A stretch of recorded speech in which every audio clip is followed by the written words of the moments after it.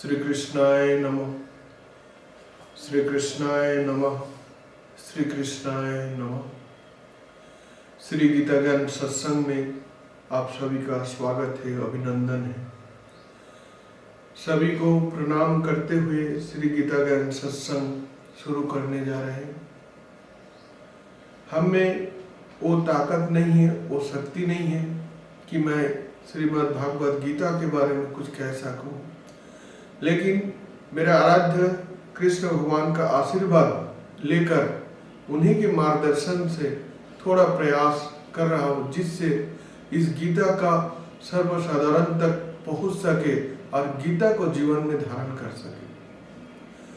हमारा उद्देश्य गीता को पूजा करना तो है ही है, लेकिन गीता को घर से बाहर लाना और घर घर तक पहुंचाना। हमने देखा है बहुत से लोग श्रीमद् भागवत गीता को पूजा का स्थान पर रखते हैं, पूजा करते हैं, लाल कपड़ा से बांध के रखते हैं। बहुत बढ़िया, उनकी एक ऐसा ग्रंथ है, उसकी पूजा होना ही चाहिए। लेकिन क्या उसकी पूजा होने से ही जीवन में सार्थकता आ जाएगा? क्या हम उसको रोज लाल कपड़ा में बांध के रखेंगे और उसकी आरती दिखाएंगे, क्या इससे जीवन में परिवर्तन हो जाएगा? शायद होता हो, लेकिन इससे बढ़कर जो गीता का ज्ञान भगवान श्री कृष्ण ने दिया है, उस गीता को हमें जीवन में धारण करना है। एक उदाहरण के माध्यम से, जैसे हम कोई सामान, कोई गैजेट खरीदते हैं, लैपटॉप, मोबाइल, कोई भी साधन खरीदते हैं, तो उसके साथ एक मैनुअल गाइड मिलता है।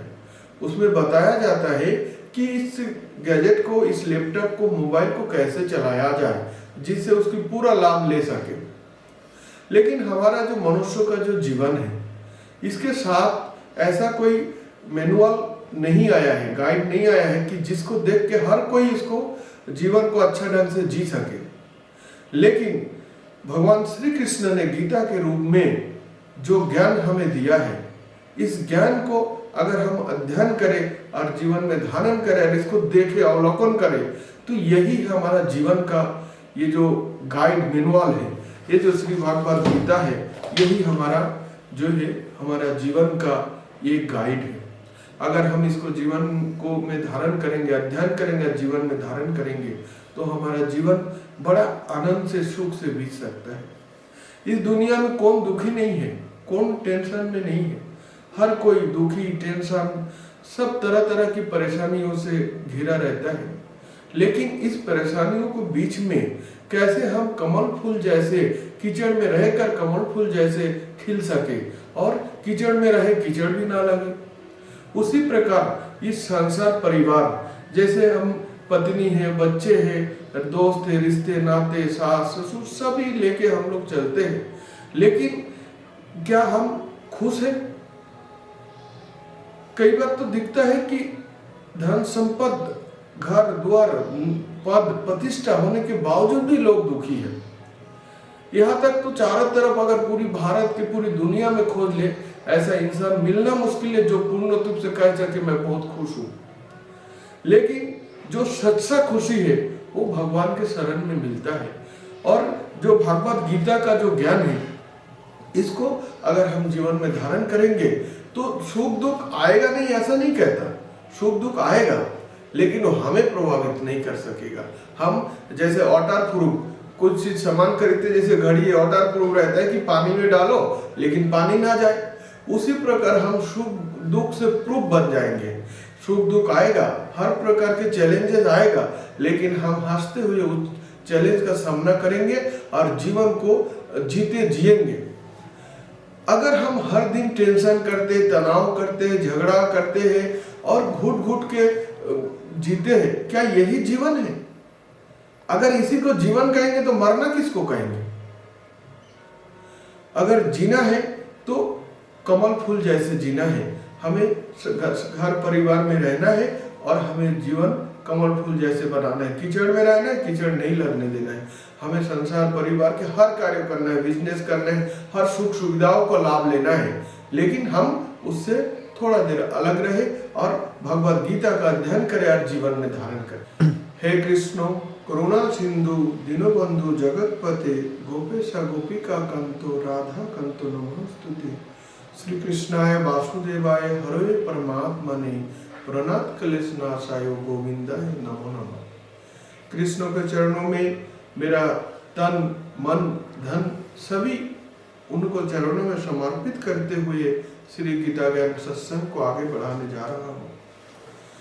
ये जो गीता है ये सर्वशास्त्रों में ही गीता है।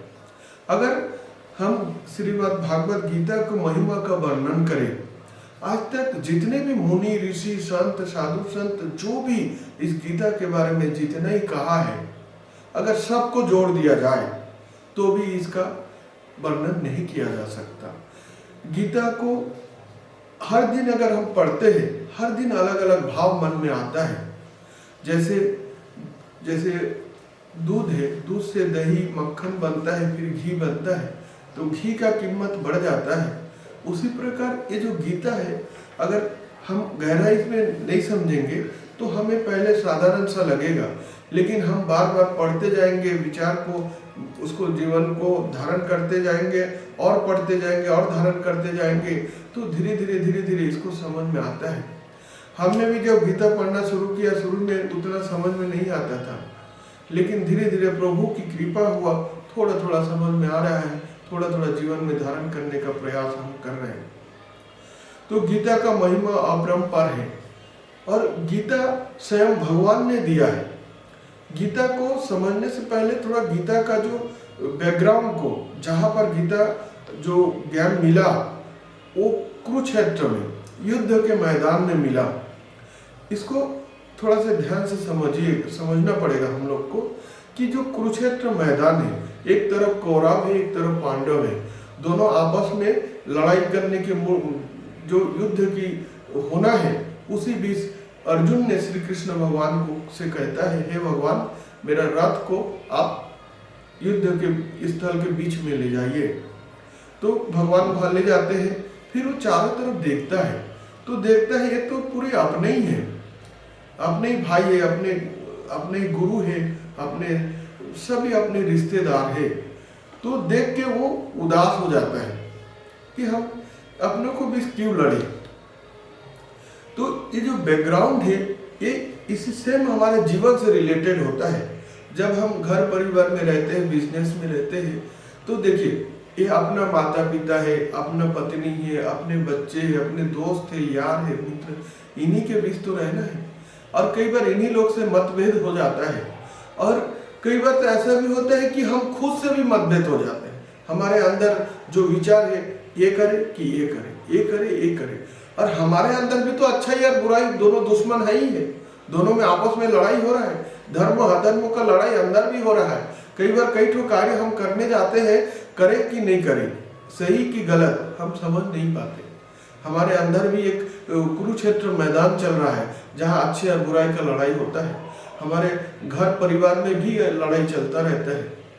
तो जो हम सोचते हैं हम जब बूढ़ा हो जाएंगे, साधु संत बनेंगे, ध्यान करेंगे, तब गीता पढ़ेंगे, गीता को धारण करेंगे, उस समय काम का नहीं रहेगा, क्योंकि शरीर ही साथ नहीं देगा। मन तन मन अगर सही नहीं है तो गीता को कौन धारण कर सकता है। युवाओं से मैं आह्वान करता हूँ, ये युवाओं के लिए है, ये जीवन जीने का एक तरीका इसमें दिया है जो हम समझेंगे या जीवन को बदलेंगे। जो गीता का असली ज्ञान हमारे घर परिवार में रहकर ही लेना है, क्योंकि घर परिवार में ही तो चैलेंजेस आते हैं। इस चैलेंज को हम कैसे सामना करें, तो कुरुक्षेत्र मैदान में, युद्ध के मैदान में भगवान ने ज्ञान दिया है। तो उसी प्रकार हमारे परिवार में जो हर काम करते हुए गीता को जीवन में धारण करना है। गीता में 18 अध्याय है, 700 श्लोक है उसमें से।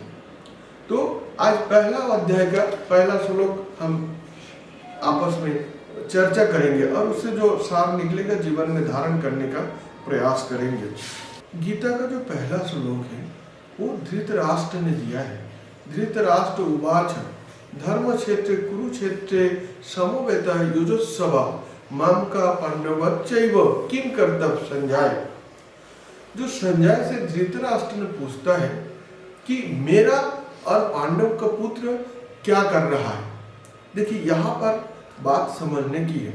मेरा और पांडव, जहाँ भाई भाई में, भाई भतीजा में मेरा और तेरा जैसी शुरू होता है, तभी तो महाभारत शुरू होता है, तभी तो लड़ाई शुरू होता है। तो यहाँ पर धृतराष्ट्र का पहला जो श्लोक है, धृतराष्ट्र द्वारा बोले गए, कहे गए जो श्लोक है, मेरा और पांडव का, देखिए दोनों भाई है, तो दोनों में भेदभाव देखिए, मेरा और तेरा। जैसे हम घर परिवार में अपने भाई, अपने बहन, अपने इसके बीच जब हम मेरा तेरा शुरू करते, तभी महाभारत युद्ध लड़ाई शुरू होता है। तो हमें पहला श्लोक से ये समझ ज्ञान लेना चाहिए कि हम जिस घर में रहते हैं, भाई बहन और आपस में रहते हैं, माता पिता, हम यहाँ पर मेरा तेरा नहीं करना है, ये हमारा परिवार है, हम सब एक है। जब इस भाव से रहेंगे तो महाभारत नहीं होगा। और एक चीज कहना चाहता हूँ, देखो धृतराष्ट्र आंख से तो अंधा था कि नहीं, अंधा था, वो देख नहीं पाते थे। लेकिन एक चीज इससे ज्ञान ये आता है, देखिए आंख से अगर नहीं देख, भौतिक आंख से हम देख नहीं पा रहा है, लेकिन मन के आंख से हम हर चीज को अनुभव कर सकते, जान सकते हैं। तो धृतराष्ट्र अंधा तो था, वो तो आंख से अंधा था, वो अंदर दिमाग से भी अंधा था। वो हमेशा अपने बच्चों को जो है हमेशा भेदभाव किया, इस भेदभाव के चलते महाभारत शुरू हुआ। तो आज का श्लोक से हम यही सीखेंगे कि हम जिस परिवार में रहते हैं, आपस में जो भाई बहन, जो भतीजा साथ रहते हैं, इसको मेरा तेरा नहीं करेंगे। मेरा तेरा करेंगे जैसे तो महाभारत शुरू होगा। हम बोलेंगे ये हमारा परिवार है, ये हमारा बच्चे है, ये हमारा है। तब हम आपस में एक दूसरे को सुख दुख को बांटते हुए जीवन को जिएंगे तो अति आनंद का अनुभूति होगा। यही तो गीता का सार है कि हम मिलजुल के रहे, जीवन में तरक्की करें, आगे बढ़े, हर सुख सुविधाओं को ग्रहण करें। तो आज के लिए यही इतना ही है। जय श्री कृष्ण।